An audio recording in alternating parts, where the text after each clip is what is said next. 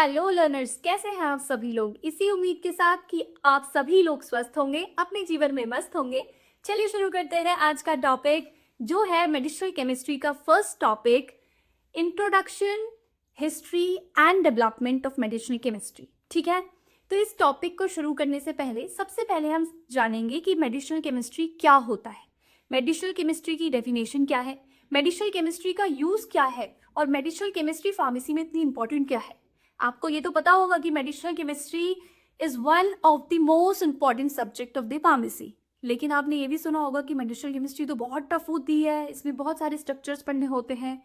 ठीक है, पर ये सारी बातें बिल्कुल सच है, लेकिन आपके लिए सब कुछ आसान बन जाएगा अगर आप उस तरीके से पढ़ाएंगे जैसे मैं आपको डायरेक्ट कर रही हूँ। ओके, तो लेट्स स्टार्ट। मेडिसिनल केमिस्ट्री, सबसे पहले हम बहुत सरल भाषा से जानते हैं कि मेडिसिनल केमिस्ट्री क्या होता है। ओके, तो मेडिसिनल केमिस्ट्री सबसे पहले वो ब्रांच है फार्मास्यूटिकल केमिस्ट्री की जिसमें हम पढ़ते हैं कि कोई भी ड्रग को सबसे पहले हम डिस्कवर कैसे करते हैं। ठीक है, उसके बाद एक बार वो डिस्कवर हो जाती है तो उसके बाद हम देखते हैं कि उसको डिज़ाइन कैसे करते हैं। उसके बाद डिज़ाइन के बाद हम जानते हैं कि उसको हम सिंथेसिस कैसे कर सकते हैं। देन हम उसके बाद जानेंगे कि उसको हम डेवलप कैसे कर सकते हैं और फाइनली उसको हम ऑप्टिमाइज कैसे कर सकते हैं। बाकी सारे वर्ड जो मैंने लिए वो आप सभी जानते होंगे, पर ऑप्टिमाइजेशन इज द वर्ड जो शायद आपको लग रहा होगा कि इसका मतलब क्या है। मैं आपको समझाती हूँ। ऑप्टिमाइजेशन मतलब होता है कि किसी भी ड्रग को उसकी बेस्ट परफॉर्मेंस तक लेकर आया। जी हाँ, बेस्ट परफॉर्मेंस मतलब क्या?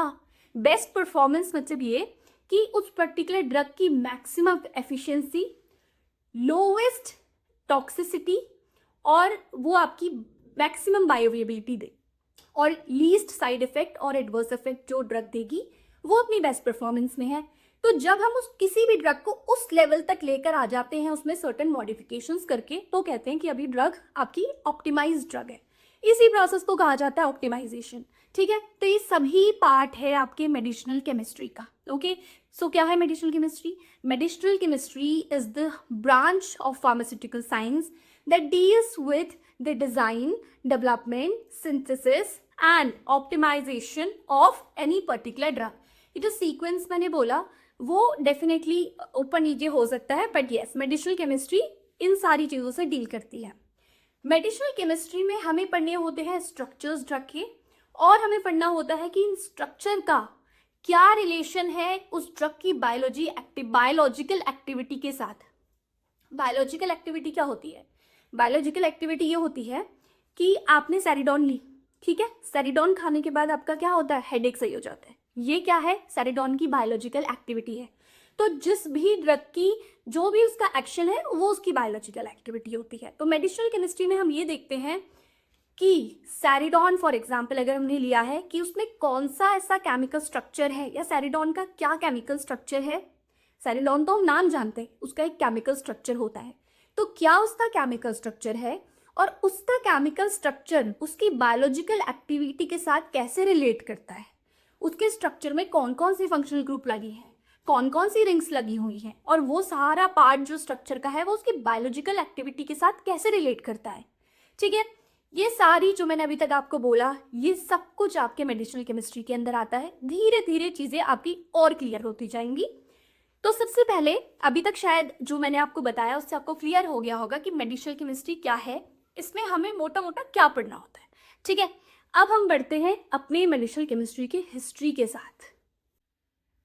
तो भाई चलिए पढ़ते हैं कि मेडिसिनल केमिस्ट्री की शुरुआत कहाँ से हुई थी, कैसे कैसे मेडिसिनल केमिस्ट्री इवॉल्व हुई और अब हम कहाँ पर खड़े हैं in terms of medicinal chemistry. Okay, तो देखिए मेडिसिनल केमिस्ट्री की अगर मुझे हिस्ट्री पढ़नी है तो उसको मैं 3 पीरियड में डिवाइड करके पढ़ सकती हूँ, आप भी पढ़ सकते हैं। ओके, तो वो पीरियड क्या है? एंशिएंट पीरियड, क्लासिकल पीरियड और मॉडर्न पीरियड। एंशिएंट पीरियड आपका था बिफोर 1800, क्लासिकल पीरियड आपका हो गया 1800 से लेके 1940 तक, और मॉडर्न पीरियड है आपका आफ्टर 1940 टिल डेट।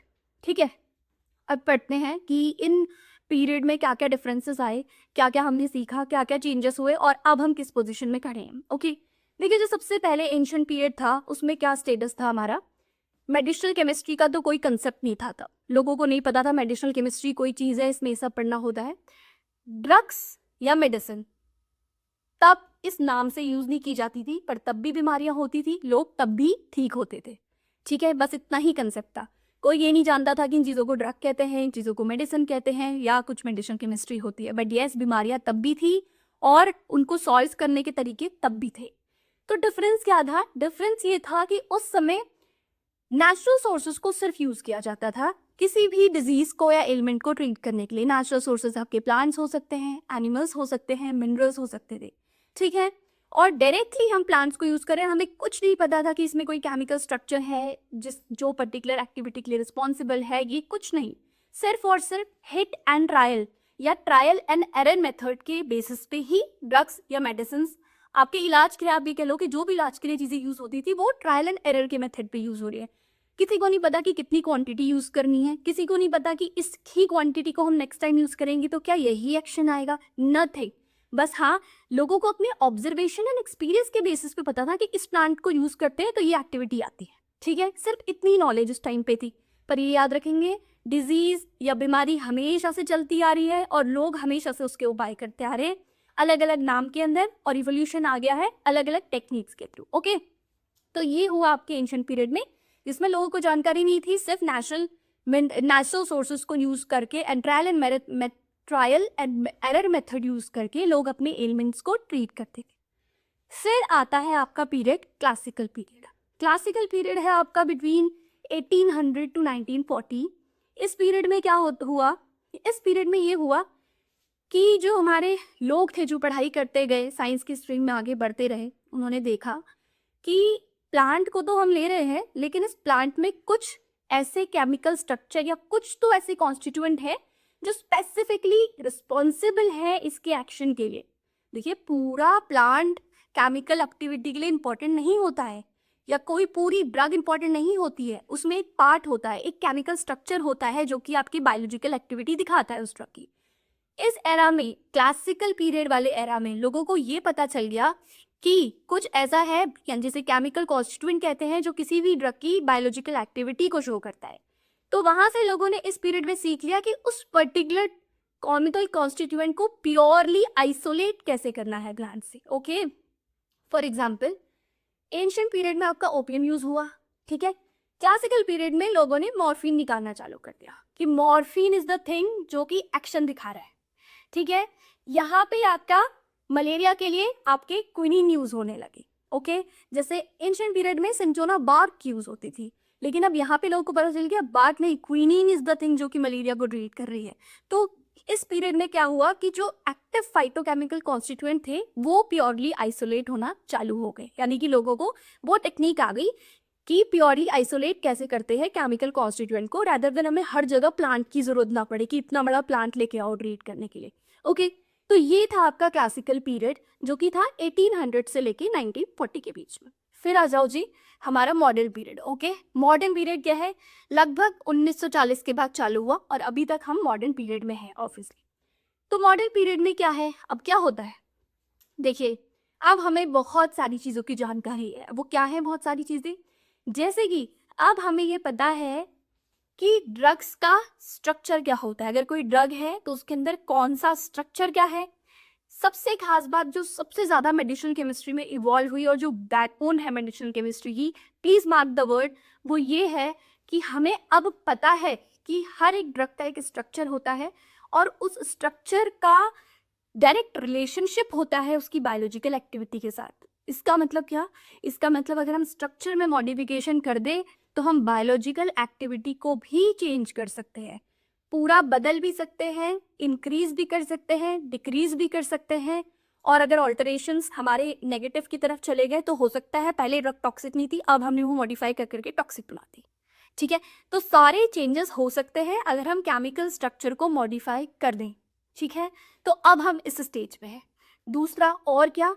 और ये कि इससे जस्ट पहले वाले एरा में हम इस चीज़ पे थे आश्रित कि हमें हर एक ड्रग को बनाना है लैब में जाके, चाहे हमें पता नहीं है कि आगे हमारे काम आएगी कि नहीं आएगी, लेकिन हमें सब कुछ, सारी स्क्रीनिंग जो करनी है वो एक एक ड्रग पे करनी है। वो कॉस्टली भी है, टाइम टेकिंग भी है, लेकिन अब हमारे पास वो मेथड्स हैं जिसमें हम अपने एक रूम पे बैठ के कंप्यूटर पे सॉफ्टवेयर पे ड्रग को डिज़ाइन कर सकते हैं। पहले हमने डिज़ाइन की, हमारा डिज़ाइन परफेक्ट निकला, उसमें सारी एक्टिविटी जो हमें चाहिए थी वो मिली, उसके बाद हम लैब में गए, फिर हमने सिर्फ वही ड्रग सिंथेसाइज की जिसने हमें सबसे अच्छा आउटपुट दिया था हमारे सॉफ्टवेयर में।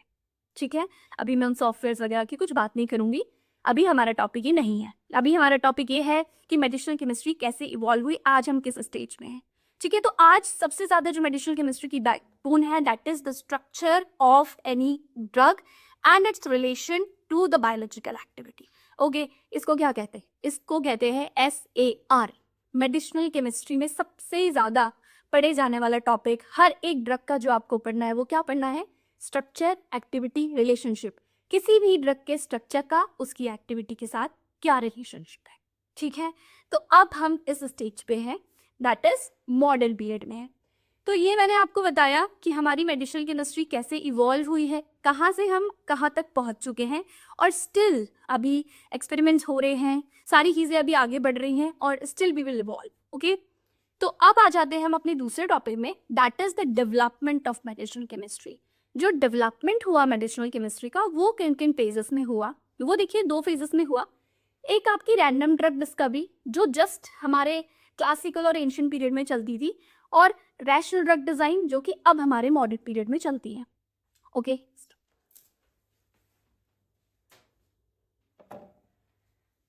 तो जानते हैं रैंडम ड्रग डिस्कवरी में क्या होता है। देखिए, रैंडम ड्रग डिस्कवरी में क्या होता है कि हमें डिजीज पता होती है, अब उस डिजीज के अगेंस्ट हमें और ये फेज अभी नहीं चलता है। ठीक है, now we are in the phase of rational drug design, क्योंकि अब हम मॉडर्न पीरियड में हैं। लेकिन फिर भी मैं आपको बताती हूँ कि रैंडम ड्रग डिस्कवरी में क्या होता है। रैंडम ड्रग डिस्कवरी में ये होता था कि हमें डिजीज पता थी, अब हम उस डिजीज, सिर्फ हमें डिजीज पता है और उस डिजीज के बेसिस पे हम ट्रायल एंड एरर मेथड पे नंबर ऑफ कंपाउंड्स को सिंथेसाइज कर रहे हैं और देख रहे हैं कि क्या ये पर्टिकुलर कंपाउंड हमारे पर्टिकुलर डिजीज में काम करता है कि नहीं करता है। आप समझ सकते हैं कि एक डिजीज के लिए हम कितने कंपाउंड्स बनाते होंगे, कितनों की टेस्टिंग करते होंगे, और वो कितने फेल होते होंगे, और कितने सालों बाद हमें पता चलता होगा कि अच्छा this is the drug molecule जो कि हम इस डिजीज के अगेंस्ट यूज कर सकते हैं। ओके, तो आपको पता चल रहा है कि ऑब्वियसली ये जो फेज था हमारा रैंडम ड्रग डिस्कवरी जिसमें होती थी, वो ज़्यादा कॉस्टली, ऑब्वियसली ज़्यादा टाइम टेकिंग, और ज़्यादा उसकी जो एफिशिएंसी थी वो ऑब्वियसली लो एफिशिएंसी की ये फेज था। लेकिन अब हम रैशनल ड्रग डिज़ाइन वाले फेज में हैं। अब क्या होता है? अब ये होता है कि हमें डिजीज़ तो पता ही होती है, पहले हम अपने लैब में नहीं जाके बैठकर ये पता लगाते हैं कि इस ड्रग के अगेंस्ट बॉडी में कौन सा रिसेप्टर है जिसके अगेंस्ट अब हम डिजीज के अगेंस्ट नहीं बना रहे ड्रग, हम रिसेप्टर के अगेंस्ट ड्रग बनाते हैं या फिर एंजाइम के अगेंस्ट ड्रग बनाते हैं। पहले हम रिसेप्टर या फिर एंजाइम, जिसे कि टारगेट कहते हैं, पहले उनको आइडेंटिफाई करते हैं उस पर्टिकुलर डिजीज के लिए, और एक बार वो रिसेप्टर या एंजाइम हमारे यानी कि टारगेट्स हमारे आइडेंटिफाई हो जाते हैं, उसके बाद भी हम लैब में नहीं जाते। उसके बाद हम number of compounds, number of software हैं इस काम को करने के लिए, हम नंबर ऑफ कंपाउंड्स को स्क्रीन करते हैं कि इन पर्टिकुलर रिसेप्टर्स या एंजाइम के लिए कौन से ड्रग मॉलिक्यूल का स्ट्रक्चर फिट होगा। और जब हमें वो स्क्रीनिंग से यानी कि वर्चुअल स्क्रीनिंग से ये पता चल जाता है कि ये ड्रग मॉलिक्यूल हमारे लिए बेस्ट फिट है, फिर हम जाते हैं लेबोरेटरी में, फिर हम उस मॉलिक्यूल को सिंथेसाइज करते हैं और फर्दर फिर उसमें डेवलपमेंट ऑप्टिमाइजेशन होता रहता है। ठीक है, इसका मतलब अब हमें ज़रूरत नहीं है कि हम एक डिजीज़ के against multiple trial and error से पहले बहुत सारे कंपाउंड्स बनाएं, फिर उन कंपाउंड्स को भी अलग अलग से चेक करें कि कौन सा हमारे काम आ सकता है। नहीं, अब हम पहले ये पता लगाएंगे, सब कुछ वर्चुअल स्क्रीनिंग से करेंगे, और जहां मुझे एक बार ये पता चल गया कि ठीक है इस रिसेप्टर के अगेंस्ट ये ड्रग मॉलिक्यूल का स्ट्रक्चर बेस्ट फिट है, फिर हम उसको सिंथेसाइज करेंगे। लेकिन अब हमें कितना सिंथेसाइज करना पड़ रहा है और पहले कितना सिंथेसाइज करना पड़ता होगा, आप ये लगा सकते हैं। ठीक है, तो अब हम हैं रैशनल ड्रग डिजाइन के फेज में। तो ये था आपके डेवलपमेंट ऑफ मेडिसिनल केमिस्ट्री के बारे में। अब हम पढ़ते हैं role and importance of medicinal chemistry. मुझे तो नहीं लगता कि ये सब कुछ बता के आपको बहुत ज़्यादा डिटेल में बताने की ज़रूरत है कि मेडिसिनल केमिस्ट्री का क्या रोल है, क्या इंपॉर्टेंस है। आपको खुद पता चल रहा होगा कि क्या रोल और इम्पोर्टेंस है। चलिए फिर भी हम रिकैप करते हैं। एक मेडिसिनल केमिस्ट का काम सिर्फ ये नहीं है कि वो सिर्फ एक ड्रग मॉलिक्यूल बना दे जो भी एक डिजीज के अगेंस्ट काम करे। एक मेडिसिनल केमिस्ट का काम है कि ड्रग मॉलिक्यूल तो बने, लेकिन उसकी efficiency best of the best हो, उसकी जो टॉक्सिसिटी हो बॉडी में वो लीस्ट हो, उसकी जो सेलेक्टिविटी हो वो बेस्ट हो, और उससे जो एडवर्स इफेक्ट या साइड इफेक्ट्स निकल के आ रहे हैं वो कम से कम हो। That is the basic role of a medicinal chemist. Okay, अब एक वर्ड मैंने आपको बोला सेलेक्टिविटी, शायद वो आपको क्लियर नहीं हुआ होगा, मैं आपको क्लियर करती हूँ। सेलेक्टिविटी मतलब ये होता है कि जिस ड्रग को या जिस ड्रग मॉलिक्यूल को हम जिस बॉडी के जिस एरिया के जिन रिसेप्टर्स के लिए बना रहे हैं वो सिर्फ वही जाके बाइंड हो, बाकी बॉडी के रिसेप्टर्स में जाके बाइंड नहीं हो। क्योंकि अगर मल्टीपल जगह वो बाइंड होता है तो कहीं से तो आपके इफेक्ट्स आएंगे लेकिन कहीं से साइड इफेक्ट्स आएंगे। सेलेक्टिव ड्रग वो होती है या हम उसको कहते हैं कि अच्छी सेलेक्टिविटी वाली ड्रग है जो कि वहाँ उन्हीं रिसेप्टर पे जाके बाइंड करती है जिन रिसेप्टर्स के साथ के लिए उनको डिज़ाइन किया गया है। और आजकल जो मोस्टली जो अच्छी ड्रग्स है वो वही है जिनकी सिलेक्टिविटी अच्छी होती है, जो जानती हैं कि हमें बॉडी के किन रिसेप्टर्स में जाके बाइंड करना होता है। ठीक है, तो ये मैंने आपको बताया कि सिलेक्टिविटी का मतलब क्या होता है। ठीक है, तो यहीं पे हमने डिस्कस कर लिया है role and importance of medicinal chemistry भी।